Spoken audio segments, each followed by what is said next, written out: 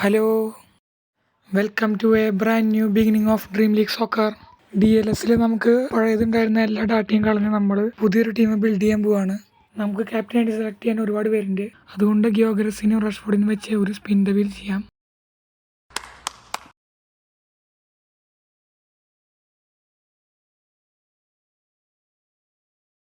അപ്പം നമുക്ക് റാഷ്ഫോർഡിനെ കിട്ടിയിരിക്കുന്നു.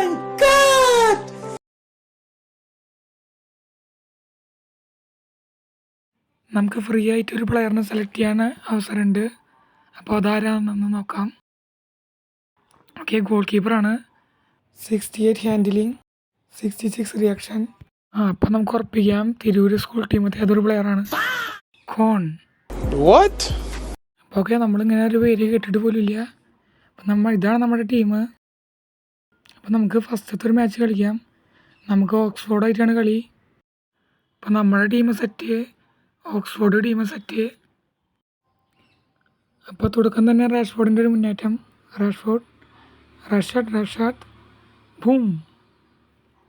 അങ്ങനെ നമ്മുടെ ഫസ്റ്റ് ഗോള് മുസ്തഫ റഷാദ് അടിച്ചിരിക്കുകയാണ്. ഹമ്മിങ് റാഷ്ഫോർഡ്.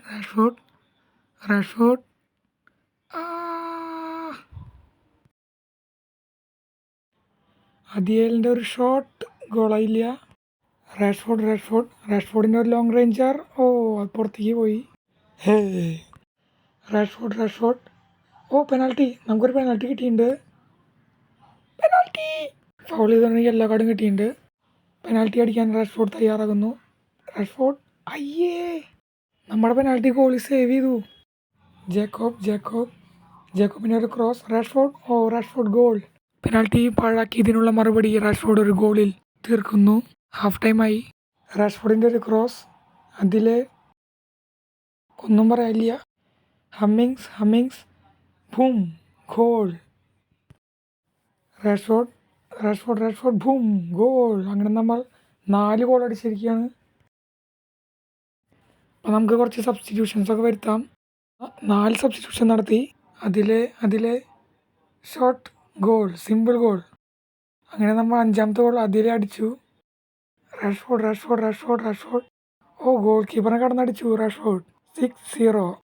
അങ്ങനെ മാച്ച് അവസാനിച്ചിരിക്കുകയാണ്. നമ്മൾ 6-0 ജയിച്ചു. Big margin. Player of the match Marcus Rashford. അപ്പം നമ്മുടെ വീഡിയോ ഇവിടെ വെച്ച് അവസാനിക്കുകയാണ്. അപ്പം നമുക്ക് പുതിയൊരു വീഡിയോയിൽ കാണാം. ബൈ.